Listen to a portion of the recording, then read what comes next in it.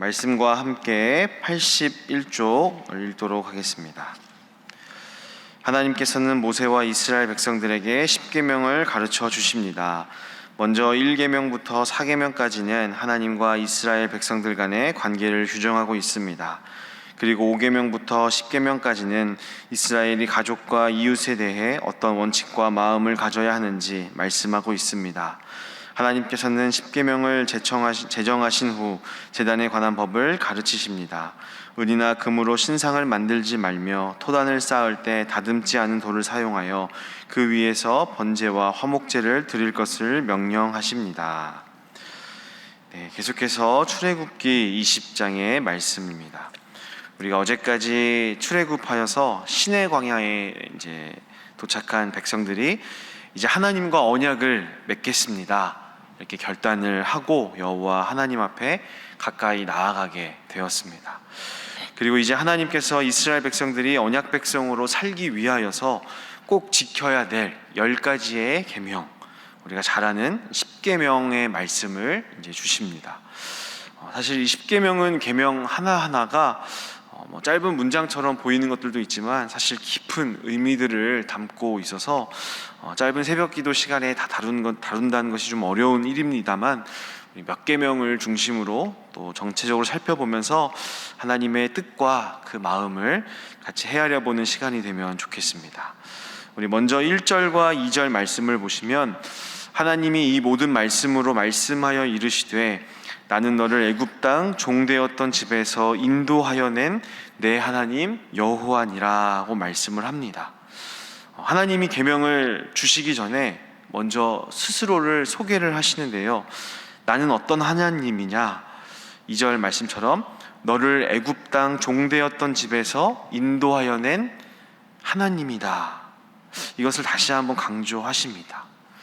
이스라엘 백성들이 다 아는 사실이지만 왜 이것을 말씀을 하실까?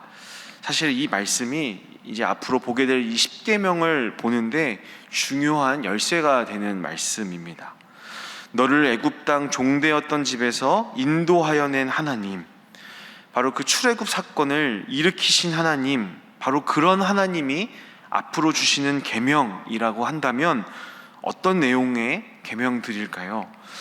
애굽이라고 하는 그 제국에서 노예로 억압과 착취를 당하며 살아가던 약자들이 이제는 자유와 평등을 누리고 누구도 억압받지 않고 존중받는 기쁨을 맛보도록 서로 지켜야 되는 계명들로 우리 하나님께서 주시지 않겠습니까?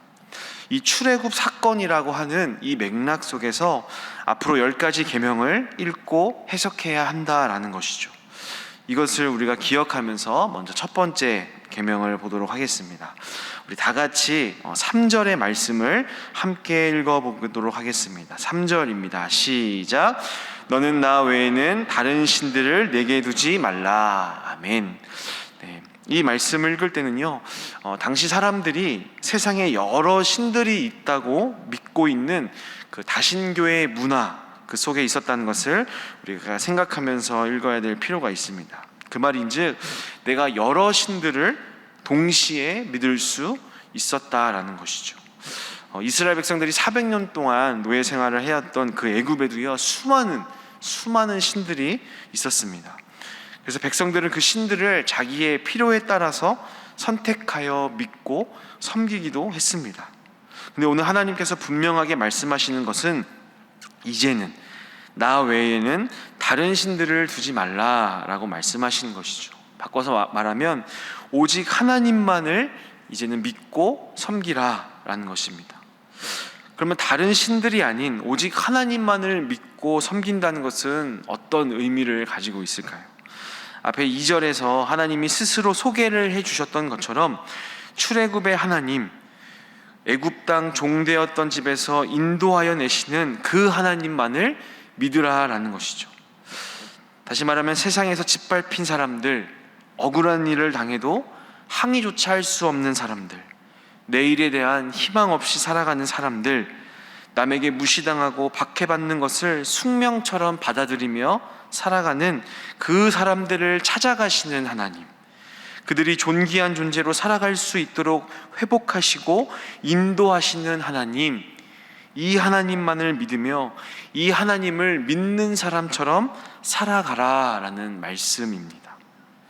여러분, 그렇다면 이 하나님과 대조되는 애굽의 다른 신들, 그들의 공통점은요, 풍요와 번성을 약속하지만 결국에는 힘있고 가진 자들만 풍요와 번성이 이루어지게 하는 신들이었습니다. 기득권들이 계속해서 기득권이 되어야만 하는 이데올로기를 정당화시키는데 존재하는 신들이었습니다. 어떤 사람들은 높은 계급에, 어떤 사람들은 노예로 사는 것이 신들이 정한 뜻이기 때문에 저항할 수가 없는 숙명인 것처럼 가르쳤습니다.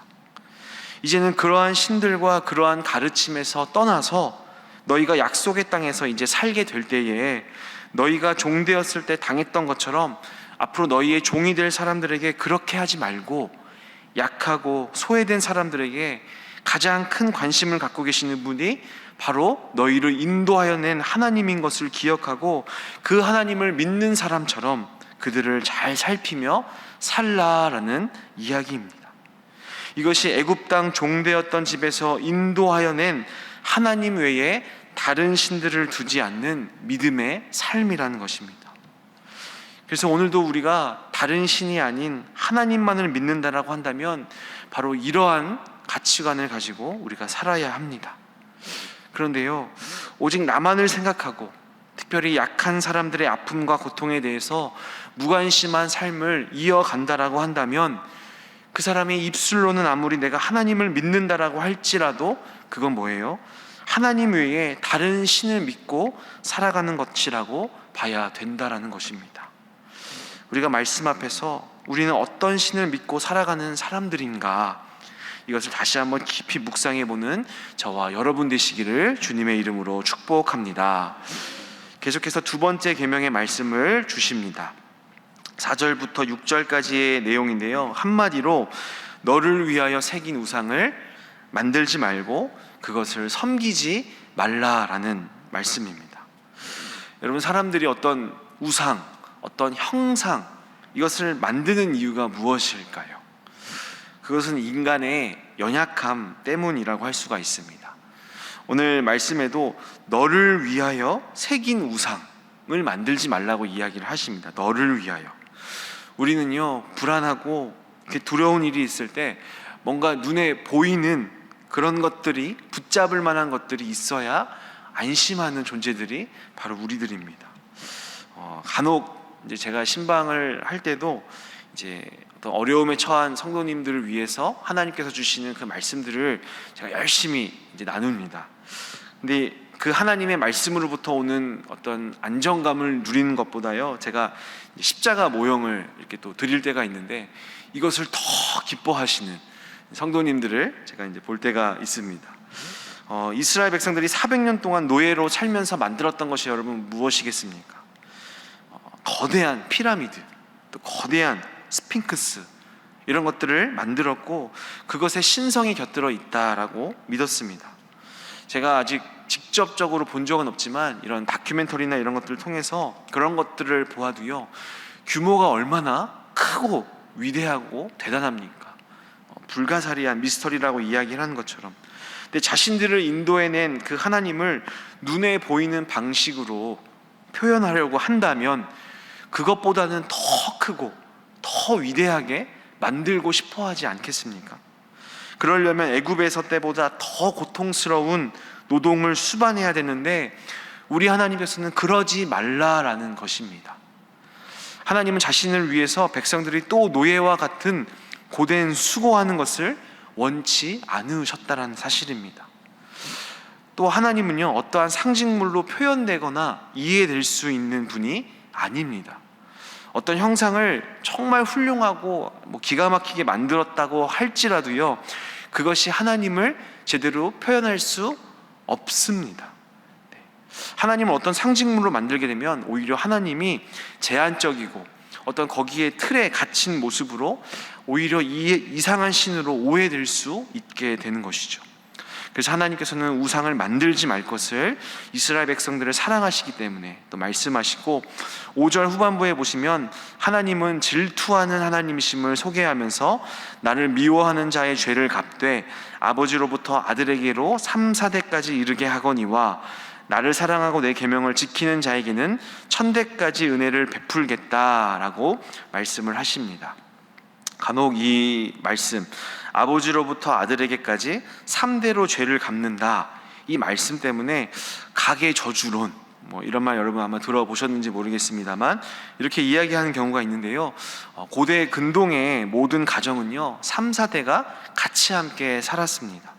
그래서 당대에 하나님의 심판을 받는 것으로 끝나는 것이지, 이것이 대를 이어서 심판을 받는다, 이런 말이 아닌 것이죠. 오히려 하나님을 사랑하고 계명을 지키는 자에게는 1000대까지 은혜를 베푸시겠다, 이 말씀을 통해서 하나님의 본심, 하나님의 본뜻은 무엇입니까? 심판이 아니라 은혜 주심, 구원하심이다라는 본뜻을 우리가 확인할 수가 있습니다. 우리 계속해서 세 번째 계명을 보시면 7절에 너는 내 하나님 여호와의 이름을 망령되게 부르지 말라, 이렇게 말씀합니다. 망령되다라는 뜻은요 경솔하게, 함부로, 헛되이 라는 뜻이죠. 많은 사람들이 자기의 이익을 극대화하고 정당화하기 위해서 하나님의 이름을 파는 경우가 있습니다. 특히 이제 신앙이 있는 사람들이 뭔가 좋은 일이 생기거나 있으면 이런 말을 자주 쓰죠. 하나님께서 은혜를 주셔서 이루게 되었다. 이런 말을 많이 합니다. 참 좋은 말이고 실제로 하나님께서 우리 삶 가운데 베푸신 것들이 많기 때문에 이런 말을 종종 사용을 하죠. 그런데요 여러분, 가령 이런 경우들이 있는 것이죠. 어떤 하나님을 믿는 사람인데 어떤 회사의 오너라고 할 때에 부하 직원들을 압박하고 노동력을 착취해서 2배의 수입을 올렸다라고 했을 때에 그 사람이 하나님께서 은혜를 주셔서 성장했다라고 한다면, 여러분 이것이 바로 하나님의 이름을 망령되게 부르는 것이죠. 우리 하나님은 어떤 하나님입니까? 그런 하나님이 아니죠. 어떤 부당한 행위를 통해서 얻게 된 이익을 하나님의 이름으로 영광 돌리는 그런 것이 망령된 행위라, 망령되게 하나님의 이름을 부르는 것이다, 하나의 예를 들었습니다. 그럴 수 있다라는 것이죠. 우리의 삶 가운데서도 이런 망령되게 하나님의 이름을 부르는 행위가 없는지 우리의 삶을 잘 살펴봐야 할 것입니다. 또 8절 말씀에서는요 사계명에 대해서 말씀합니다. 우리가 잘 아는 대로 안식일을 기억하여 거룩하게 지킬 것을 명령하십니다. 반드시 6일 동안을 열심을 다해서 일하고 그리고 하루를 꼭 쉬라고 말씀하시는 겁니다. 특히 중요한 것은요 10절 말씀인데요, 너희가 새로운 땅에서 누군가를 종으로 부리게 될 때에 반드시 그들도 쉬게 하라라는 겁니다. 너희만 쉬지 말라라는 말씀인 거죠. 너희도 애굽 땅에서 쉬지 못하고 착취당했던 것을 내가 구원하였던 것처럼 너희도 그러지 말고 모두가 쉴 수 있게 해야 한다라는 겁니다. 심지어 가축들까지도 쉬게 해야 된다라는 겁니다. 모든 생명을 사랑하시는 우리 하나님 아버지의 마음을 우리가 확인할 수가 있는 것이죠. 또 5번째 계명에서는 12절 말씀에 내 부모를 공경하라 라고 말씀하고 있습니다. 표면적으로는 나를 이 땅에 태어나게 해주신 우리 부모님을 향해서 존경과 존중의 자세를 가지고 대할 것을 말씀합니다.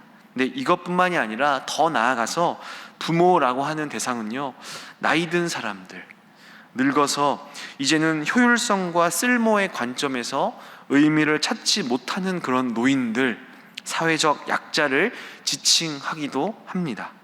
이들을 공경하라라는 의미는요 이들이 여전히 소중한 존재다, 이들이 살아갈 권리를 소중히 여기라는 하나님의 마음과 뜻이 담겨 있다는 것을 우리가 기억할 필요가 있습니다. 또 계속해서 13절부터 17절까지를 보시면 6번째부터 10번째까지의 계명을 말씀하십니다. 살인하지 말라, 간음하지 말라, 도둑질하지 말라, 거짓 증거하지 말라, 내 이웃의 소유를 탐내지 말 것을 말씀합니다. 모두가 다 이웃과 관련되어 있는 그런 계명들이죠. 먼저 살인하지 말라. 이 말씀은요, 직접적으로 당연히 사람을 죽이는 일들을 하지 말 것을 말씀하시죠. 동시에 생명을 죽게 하는 제도나 관습, 그런 것들도 경계해야 할 것에 대해서 말씀을 하고 계신 겁니다. 애굽의 노예로 있던 백성들도요, 고된 노역 때문에 그런 억압하에 수많은 생명들이 다치거나 죽었습니다. 표면적으로는요, 살인자가 없었습니다. 근데 죽임을 당한 사람만 있었다라는 것이죠. 너희도 사회 제도나 시스템으로부터 사람이 죽을 수 있음을, 그런 것들로부터 사람이 살인을 당할 수도 있다는 것을 기억함으로 깨어서 경계할 것을 우리에게 주시는 말씀이라고 한다는 겁니다. 또 간음하지 말라, 이 말씀을 통해서 상대방을 존귀한 인격적인 존재로 대하지 않고 성적인 대상으로 대하거나 혹은 자신의 유익을 위한 어떠한 목적처럼, 목적이 아닌 도구처럼 사람을 대하지 말 것을 말씀을 합니다. 또 도둑질하지 말라, 거짓 증거하지 말라, 소유를 탐내지 말 것을 말씀하면서 한마디로 나를 위해서, 나의 어떠한 탐욕을 이루기 위해서 상대방의 존엄성과 인권을 빼앗고 파괴하는 다양한 일련의 것들을 하지 말 것에 대해서 엄중하게 말씀하고 계십니다. 사실 간략하게 십계명의 말씀을 살펴보았지만요, 이 십계명을 통해서 하나님께서 우리에게 주고자 하시는 그 마음과 뜻은 무엇입니까? 하나님만을 사랑해라. 그리고 그것을 어떻게 드러내야 하냐면 이웃사랑을 통해서, 그 이웃이 바로 너 자신인 것처럼 그렇게 사랑함으로 드러내야 할 것에 대해서 하나님께서 말씀하고 계시다는 사실입니다. 이러한 뜻을 우리가 다시 한번 기억하고 되새기면서 이 시간 한 가지 기도 제목으로 기도하도록 하겠습니다. 십계명을 통해 나를 성찰하게 하소서라고 기도하겠습니다. 십계명을 통해 나를 성찰하게 하소서라고 기도하겠습니다. 여러분, 오늘 나눈 말씀을 가지고 오늘만 읽고 기도하고 끝날 것이 아니라 우리가 계속해서 깊이 묵상하면서 읽어 나가야 할 것입니다.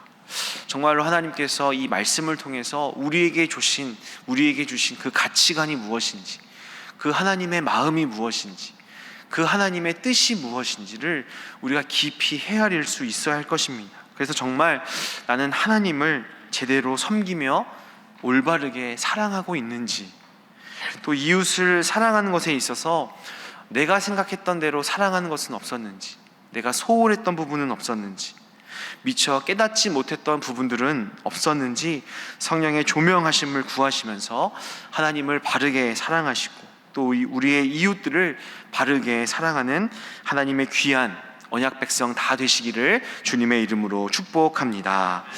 이 시간 나누었던 계명들을 기억하면서 성령께서 나를 성찰할 수 있는 눈과 지혜를 주시도록 기도하시고, 또 내일 주일입니다. 주일 예배를 위해서 특별히 이제 휴가를 마치고 복귀하신 우리 유임 목사님의 영육을 위해서 기도해 주시고, 또 오늘 있을 지역 주민과 함께하는 물놀이 행사를 위해서 또 각자의 기도 제목과 나라와 모든 열방과 선교사님들을 위해서 다 같이 기도하시도록 하겠습니다. 함께 기도하겠습니다. 주여 믿습니다. 주여 믿습니다. 주여 믿습니다.